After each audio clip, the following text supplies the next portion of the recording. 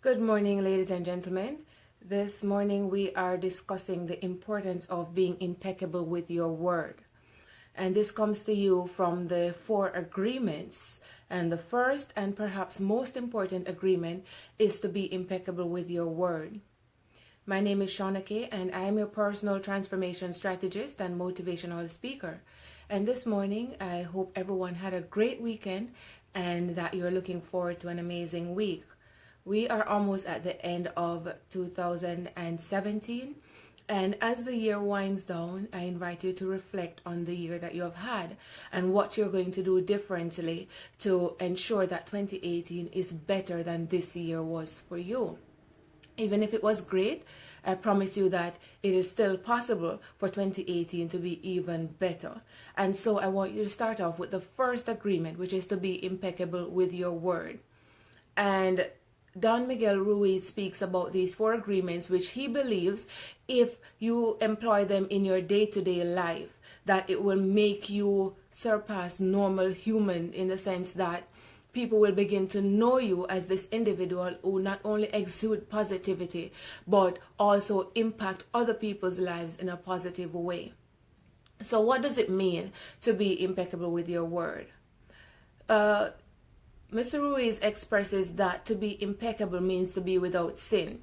Translate that into normal settings, and what it essentially means is that you are going to use your words in such a way that it does not cause negativity to expand, and it doesn't cause negativity to emanate from you. So to be impeccable with your words is to watch the words that you speak, not only to other people, but to yourself. The analogy is also used of the book of John, where in John 1 verse 1, it says, "In the beginning was the Word, and the Word was with God, and the Word is God." Now, if you want to think about that in the context of what constitutes God, then if the Word is God, then you realize that the Word is extremely powerful. Because in the context of anything that is considered God or godlike, you always equate that with something or someone who is extremely powerful. I believe in one God, and the God I believe in, I believe, is more powerful than any other being. Surpasses any level of power that you can ever imagine. So if you think about being impeccable with your word, if you think about the word in the context of a God or godlike, then you know that the word is very powerful. So being impeccable with your words is being wise with your word, being slow to speak and being quick to hear. So when you hear something, it is important that you internalize it, that you reflect upon it before you even begin to speak. Because one of the things in life that will never come back, no matter how hard you try, is a spoken word. And so you put yourself in a position where now you are expecting someone to forgive you. But even though they'll forgive you, it will be extremely difficult, if not impossible, for them to forget. As Maya Angelou once said, people will forget what you do, but they will never forget what you say. So you have to be very cognizant of that and not allow yourself to spew venom on other people or even about yourself. Be mindful of your words and don't use your words in a frivolous way. So being impeccable with your words means that you need to be careful with the way you speak, and also to practice implementing that in your life on a daily basis. For me, this week I'm going to focus on being impeccable with my word, meaning that I will refrain from gossiping, and almost all of us are guilty of gossiping at some point in time. But to go a step further, the big bomb that some of us don't pay attention to is the impeccability of our words with ourselves. And sometimes we say so many negative things about ourselves without even realizing it. We will say, "Oh, I'm so fat," or "I'm not beautiful enough." And you begin to feed that into your subconscious mind, not realizing that you're essentially making an agreement about yourself or with yourself, about how you look or how you feel about yourself. And that is actually very negative, because it prevents you from seeing yourself in a light that will make you feel more confident about who you are. So being impeccable with your words also means to avoid negative self-talk, to avoid the talk that you engage in that essentially operates to diminish who you are as an individual. And the other side of it is to refrain from gossip. Mr. Ruiz speaks about gossip and how gossip is like those individuals who intentionally spread computer viruses. So the virus is written in the same code or language as a regular normal computer code. However, it has the intention of infiltrating the computer system and possibly crashing the system, because it is essentially a virus masquerading as a normal regular code. And so with time, this virus infiltrates the system and corrupts all the other aspects of your computer because it sends the wrong signals. And that, in his view, is synonymous with how we go around gossiping about other people, even people who we do not know. And as that continues, we are essentially expanding this huge virus, which, when it expands to a point where we cannot contain it anymore. So you have to be cognizant of that and try as best as possible to refrain from gossiping about other people. He also goes a step further to say that sometimes we gossip not because we intend to hurt other people, but because we grew up in surroundings where we heard our parents and their friends gossiping about other people, even about people they do not know or did not know. And so that becomes a part of our psyche. And remember, your subconscious mind does not filter anything. So when you hear these things, they seep into you, and at the opportune time, they come to the surface. And so after a while, this is what you will exude. Remember, whatever is inside will protrude. So you have to be careful and cognizant of what you're taking in and essentially what you're putting out. The other point you have to understand is that words have the power to create, but words also have the power to destroy. So as you go about your day, stop to think before you speak. Stop to think about the implications and the far-reaching effects of your words before you say them. Because like I said, whatever you put out there in words, you cannot take back. Even though you can try to do damage control by saying you're sorry, apologizing to someone, you cannot take back the words that you say. And you don't want to give yourself additional reasons to beat upon yourself and to give yourself additional reasons to feel bad about who you are because you said something that you should have thought about. Many of us, sometimes we speak before we think. And then we begin to internalize and reflect upon what we say. And then we ask ourselves questions like, why did I say that? Why did I even treat this person this way? It was so unwarranted. It was so uncalled for. So as you practice being impeccable with your words, you will find that you do this kind of thing less and less. Because it becomes a part of who you are. And anything that you keep doing over and over, after a while, they become habits. And I agree with Mr. Ruiz that of the 4 agreements, this is perhaps the most difficult one. It's easy for me to sit here and tell you to be impeccable with your words, but all of us are guilty at some point in time of saying things to hurt other people. But one of the things that he invites you to think about is your intent behind doing and saying certain things.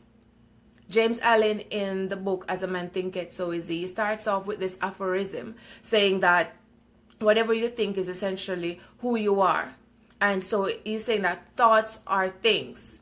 So essentially, when you think a certain way, eventually when you speak, it's a manifestation of the conversation that's going on inside. It's a manifestation of your thoughts. So it really starts with you focusing on thinking in a positive way, focus on seeing the best in other people, seeing the good in other people. Because over time, when you speak, that's what's going to come out. When you don't harbor negative things like covetousness and envy and jealousy into your thoughts, then you will not speak that kind of language. So it really starts with the way you think about things, the way you think about other people, and of course, the way you think about yourself. It is imperative that you think about yourself in a positive way. That is why I entreat you to develop a positive mental attitude towards life, towards other people, towards your surroundings, and toward yourself. In the Tao Te Ching, Leo South speak about the importance of saluting the divinity in every living beings, animals and people alike. So the idea is to see the good in everything, to see the good in everyone. And even though this is very difficult, especially when people who we know and love and care about hurt us physically, emotionally, mentally, it's very difficult for you not to think about them in a negative way.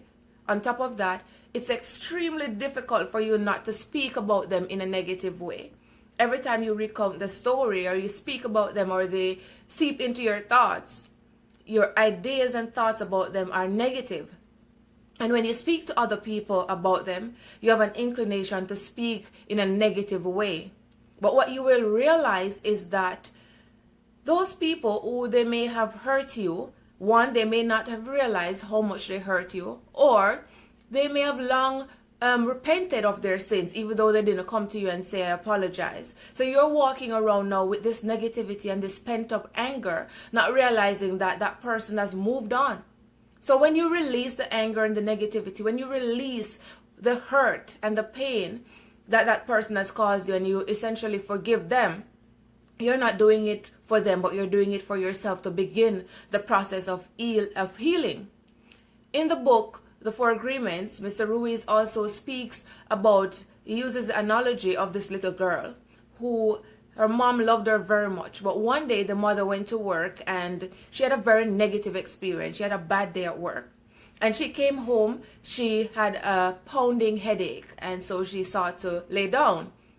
Now, this little girl, unaware of how her mother was feeling, she was singing, she was feeling happy. And so as she sang, she got louder and louder, not realizing what her mother was going through.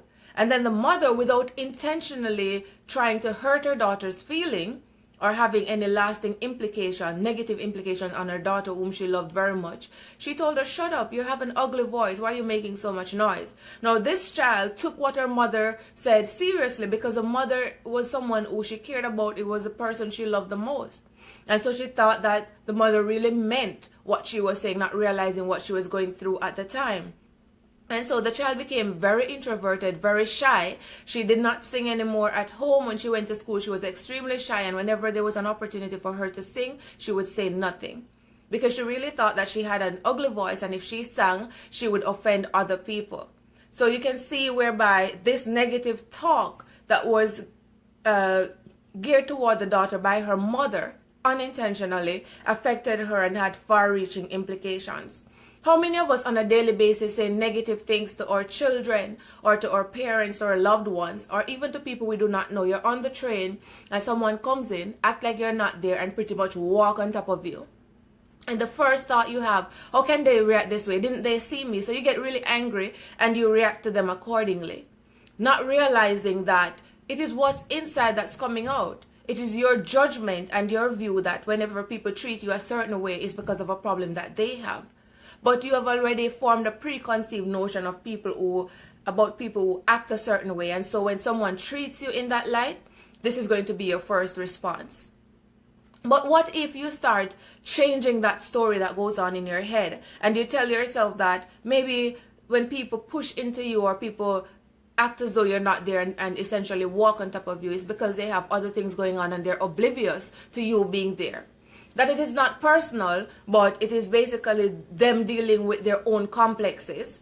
So maybe the next time you go on the train or the bus and someone pushes you out of the way or act as if you're not there, you will just turn around and say, I'm sorry, or excuse me, and move on with your day. I promise you, I've tried this. And when you do that, 2 minutes later, you forget about the whole thing and you go on with your day. But when you respond in a negative way, you're going to get to work and you're going to tell your colleague, this lady this morning, she pushed me out of the way like she didn't see me. And later on in the day when you're having lunch, over lunch, you're going to recount the story. And every time you remember this lady who was so mean to push you out of the way without even thinking about it, you're going to go over the story. And the more you think about it, is the more anger you build up inside needlessly. Maybe that lady went to work forgetting what had even happened. Maybe she didn't even realize what happened in the first place. So I'm saying, do yourself a favor and start thinking about how you treat other people, especially about your words. Remember, like I said, the word is God. The word is powerful. It has the ability to create, and it also has the ability to destroy. I want you to be intentional with your word. Be deliberate in the way you speak. Another thing that Mr. Ruiz entreats you to do is to say what you mean and mean what you say. If you don't feel a certain way about something, don't say it.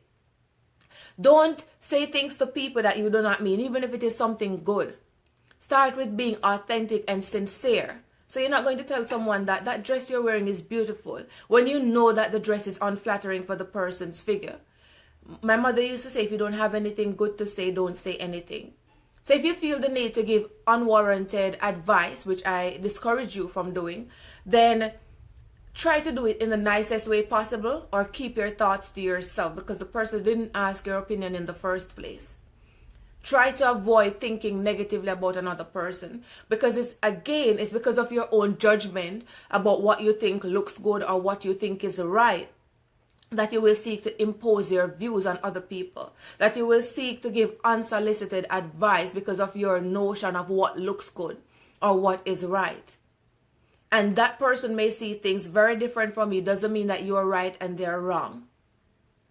So being impeccable with your words also transcends into your actions, because remember, actions become habits, and over time that becomes a part of who you are. Essentially, you become known as this individual who is positive. And the same way how people can be known as negative is the same way people can be known as positive. Remember I said words have the ability to create and they also have the ability to destroy. One situation in which you can see words destroying was in the case of Hitler, another analogy which was used by Mr. Ruiz, where Hitler, using the power of the word, was able to infiltrate one of the most intelligent nations in the world, to essentially destroy so many other people in Hitler's Germany. So you see where the power of the word is something that if you feed into it, it's going to become, you're not going to be able to contain it. Because he used the power of suggestion through the word to convince other people that there was a group that was less than, that deserved to be hurt and essentially deserved to be destroyed. And that's what happened. And on the other side of it, words have the power to create, to build up other people. When I listen to Oprah Super Soul Sunday, she's always inviting individuals who have in some way or another impacted the world and the people around them in a positive way. And that is a situation, an instant in which you see words creating and building up. Words having a positive impact, because when she speaks to these people, you learn so much from it. And nowhere in those conversations do you see them saying negative things about other people or putting down other people. It's always about encouraging individuals. It's always about seeking to become your higher/best self. So as you go through your day and through the rest of the week, be mindful of the words that you speak. Be cognizant of the fact that words have power, and tell yourself that you are going to intentionally and deliberately be impeccable with your words. I'm going to end with this almost like a demand, for want of a better word, that I'm making on you. Start to think and speak with integrity. And again, say only what you mean. If you feel the need to say something negative about a person, reassess that individual and look for something positive about the person to highlight. Whether you want to say it to them or you want to think about it. We all have negative and positive aspects to ourselves, and we have no business highlighting the negative about another person so as to make ourselves feel or look better. You know, misery loves company, and sometimes we see other people in a negative light, because when we do that, it makes us feel justified about our current state, and it makes us feel better about ourselves, thinking that there is someone who is less than you. But as I've often told you, my position is that we're all equal. No one is better than the other. You know how two people could be in a relationship and someone will say, oh, you're too good for that person. There is no such thing. You have to determine who is good enough for you. And good enough is not a matter of that saying that you're a better human being than the other person, but we all have standards that we're looking for. And if someone doesn't meet certain criteria, you have the option and the right to choose. But in the same breath, you don't have the right to put down that other person or to make that person feel like they're a lesser human being than you. Earlier this week, a good friend of mine posted a status, and it was a very conflicting situation for me every time I looked at it and went over it in my head. Because she went to this car wash, and the guy who was washing her car sought to ask her out. I guess maybe in jest or seriously, he said he was going to call her. And for her, that was rude, because she thought that, how dare you, being someone, because the fact that she went to great lengths to point out that this guy was the person washing her car, it shows me that she looked down on the person based on their status, the fact that he was washing a car. What if he was washing a car but going to night school? No one knows. The point is that no matter our status in society, we don't have the right to put down anyone, especially someone who is making a honest bread.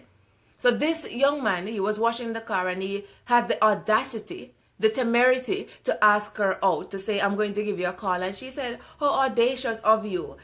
At least, you have ambition to think that you could ask me out. And then she went on to say she tries so hard to be polite and to be nice, but when things like this happen. Now, to me, that's a great example of someone who is not necessarily in that moment practicing impeccability with words, and then to go as far as to post it on Facebook.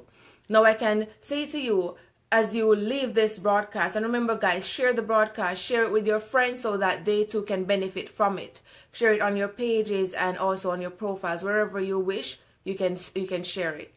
Now, as you go forth today and the rest of the week and even the rest of the year, think about every time you're going to post a status. Am I being impeccable with my words? Am I going to offend people by putting this out there? Is this what I really want to say? Is this a message that I want to send?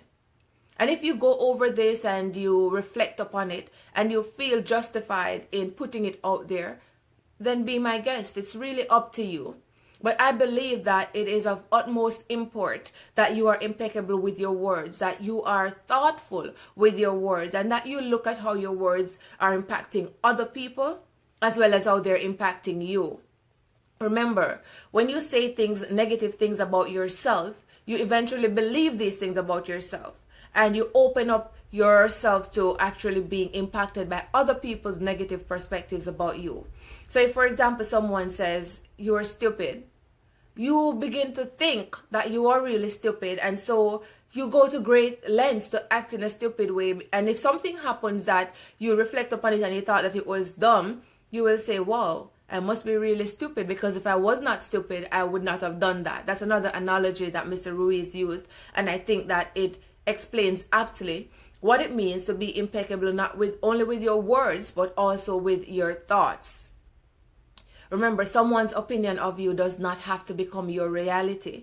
But in order for you to not allow someone's opinion to infiltrate and to become a part of you, or to essentially determine who you are, you have to become grounded as an individual. And it starts with how you view yourself, what you think about yourself, and the negative self-talk that you allow to go on inside.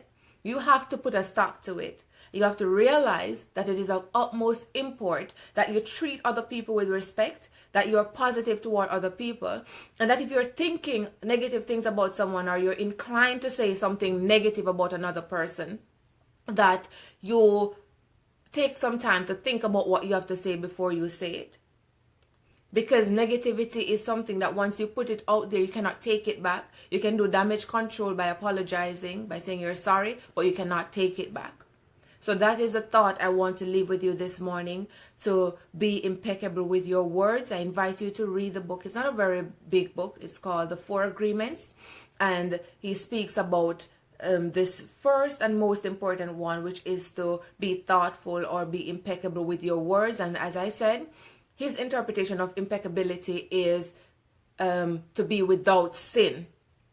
And to be without sin is essentially not going against yourself. So not saying things that are negative about yourself, not doing things that make you feel bad about yourself, that make you look back and say, why did I do that, or why did I say that? Not going against yourself in relation to you as well as in relation to other people. I thank you all for joining me this morning. Remember to subscribe to my YouTube channel, and the link is in the bio. You can check it out when this broadcast ends. Remember to also share the broadcast. And if you're not yet a member of the Facebook group Manifest Your Greatness Now, remember, you are more than welcome to join. I thank you all for the hearts and for the thumbs up and for the comments, which I will get to as soon as I finish this broadcast. Go right ahead if you're just joining and watch it from the beginning. I will see you next week, same place, same time, between 6:30 and 6:45 a.m. Eastern Time. And also we reconvene here on Wednesday at 8:30 p.m. for the live conversation. Come with your thoughts and your ideas and your suggestions and your comment. Leave everything in the comment section and I will speak to them as we go through that conversation.